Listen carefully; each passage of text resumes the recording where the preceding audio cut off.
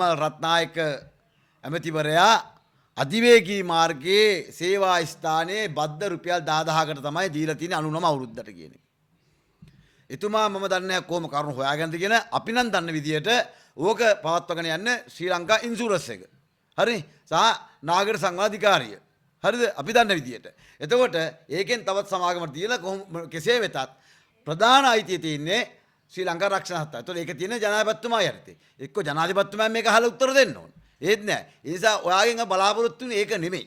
ඔයාට කියන්න දුන්න ඇමතිවරයෙක් හැටියට අධිවේගී මාර්ගයේ සේවා පියසේ තිබෙන ආහාර පාන අස්පගණ මම තමයි පහුගිය කාලේ පුරාවටම ඔය අධිවේගී මාර්ග යනකොට බිත්තර රොටියද අරකද මේකද ප්ලේන්ටියද රුපියල් 80ට 150 ටිකට් එක යම් මට්ටමක හරි මිලක් අඩු කරන්න සමත් උනේ මම කොට ගිහිල්ලා සහ පාරිභෝගිකාරිය ඒ වැටලීම් වලට ගිහින් නිසා.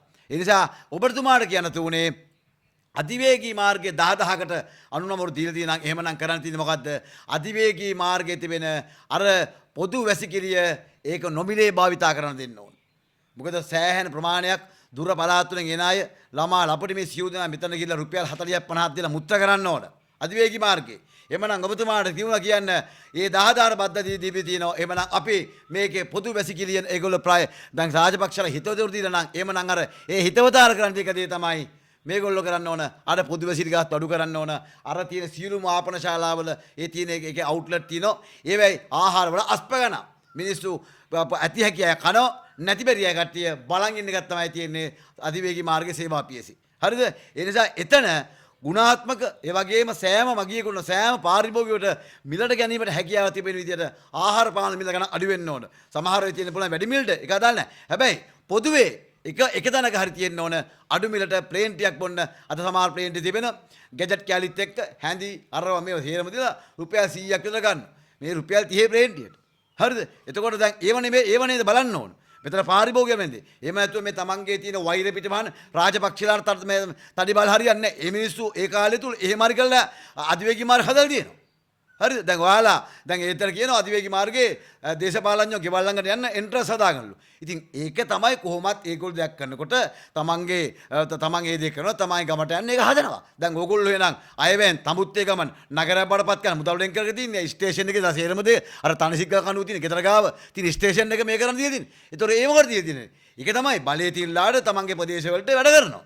දැන් ඕගොල්ලොත් ඒ වැඩේ කරනවා. අනුරාධපුරයේ තමුත්තේ ගම ඉලක්ක කරනවා. දැන් වැඩ පිළිලක් ක්‍රියාත්මක කරන්න දන්නේ. ඒ නිසා මේක මතක තියාගන්න අධිවේගී මාර්ගය රුපියල් 10000කට 99 අවුරුද්දට බදු දීලා නම් බිමල් රත්නාට අපි අභියෝග කරන පුළුවන් නම් ඔයාට පුළුවන් නම් කියලා ඔය තියෙන සේවා ලපියසේ තියෙන ආහාර පාන වල පුළුවන් නම් රුපියල් 5ක් අඩු කරලා වෙන්න අන්න වැඩ පුළුවන් නම් ඕකේ තියෙන රුපියල් 40ක් අය කරනවා වැසිකිලි ගාස්තු පුළුවන් නම් අන්න ඒක ප්‍රී කරන්න හරිද මොකද දුර ගමන් විශේෂයෙන්ම මේ අධ්‍යාපන චාරිකා ගිහිල්ලා ළමයි ඔය ප්‍රදේශවල ඔතන නවත්තන්නේ ඒ ළමයි සියලු දෙනා යනවා අර වැසිකිලිට රුපියල් 40 ගාන දීලා එහෙමනම් කරන්න දුන්න කතාව අපි මෙන්න මේක රුපියල් 10000ට දීලා තිබෙනවා රාජපක්ෂ හිතුවේදකොට අපි මේකේ තිබෙනවා සේවා පිළ හැමෝටම යන පුළුවන් පොදු වැසිකිළිය ඒ ගාස්තු අපි අඩු කරනවා ඒ වගේම මිල අඩු කරලා ආහාර පාන ලබන ක්‍රමයක අපි බලාපොරොත්තු වෙනවා අන්න ඒව ඔයගොල්ලෝගේ හැමදාම ඔයගොල්ලෝ කතා කරන්නේ වෛරය අනිත් පැත්තේ පොලිස් ඇමති අර යාපාල ආණ්ඩුකාරේ දූෂණ වර්ධනය කියන හල්ලි ගත්තේ නැහැ කිව්වා අන්න අපි දැක්කා මාදුගොඩ මන්ත්‍රීවරයා ඒක සභාගත කරා එතකොට මේගොල්ලෝ බොරු කියන්නේ කිලෝ ගානට නම් බොරු කියන්නේ මේගොල්ලෝ. හරිද? ඒ නිසා අපි මේ මැති ඇමතුරුන්ට කියනවා ඔයාලා බලය අරගෙන මාස 8කට ආසන්න ප්‍රමාණයක් කියොත් තාම කරන්නේ ඔයගොල්ලෝ වෛරය පිට කරන එක මිසක් මේ රටේ මිනිස්සුන්ට ජාතික වැඩ පිළිලා තාම විදුර හදන්න බැරිව තිබෙනවා. ජාති වැඩ පිළිලා. හරිද? අපි බලාපොරොත්තු වෙන අන්න එක බාණ්ඩ මිල අද වෙනකොට පෑලියගොඩ එළවලු මාකට් එකේ එළවලු මිල යම්මක් පහත වෙනකොට එහා පැත්තේ පෑලියගොඩ මාළු මාකට් එකේ මාළු මිල අස්ප ගණන් ගිහලා තියෙනවා. හරිද මේ දවස්වල මුහුදු වෙන්නේ නැත්තම් වාරකන්නම් එහෙමනම් කොහොමද වෙළඳ පොලේ මාළු තියෙන්නේ? ඒ මාළු මිල වැඩි වෙන හේතුව මොකද්ද?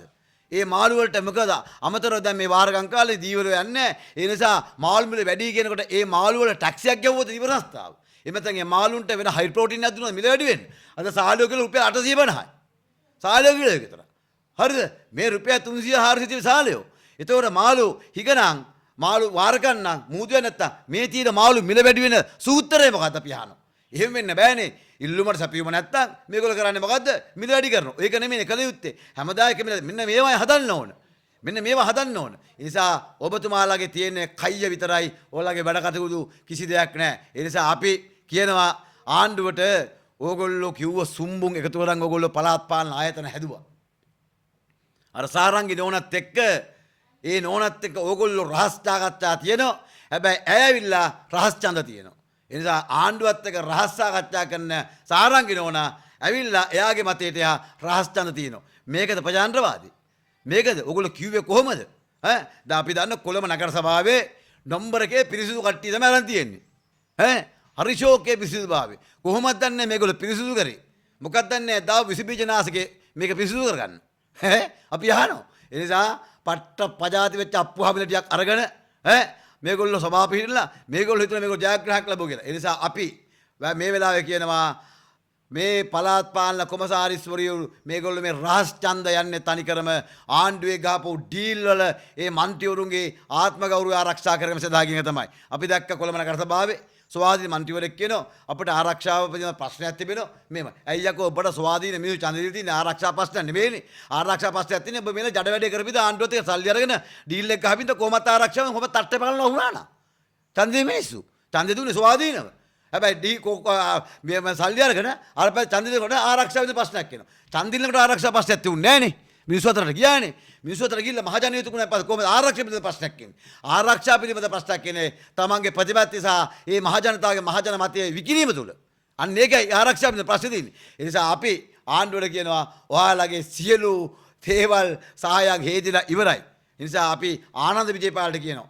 අර නාමල් රාජපක්ෂ මන්ත්‍රීවරයාට එන්න සභාගත කරා මේ මාදුගොඩ මන්ත්‍රීවරයා ඔබතුමාලා දූෂණ මර්ධන එකේ පඩි ගත්තේ නැත්තම් ඔබතුමාලා අන්න දාන්න දැන් නඩුවක් දාන්න CID. දැන් CID එකේ තියෙන තනිකරම ඕගොල්ලන්ට මොනෑම ආකාරයේ උපහාසයේ පෝස්ට් එකක් දැම්මම නම් CID පැමිණිලි කරා. මොනෑම මොදියක් කිව්වනම් CID පැමිණිලි කරා. පුළුවන් නම් මේකට CID පැමිණිලි කරලා පුළුවන් නම් ඔබේ නිර්දෝෂීභාවය ඔප්පු කරගෙන කියලා අපි අභියෝග කරනවා ආනන්ද විජේපාලට.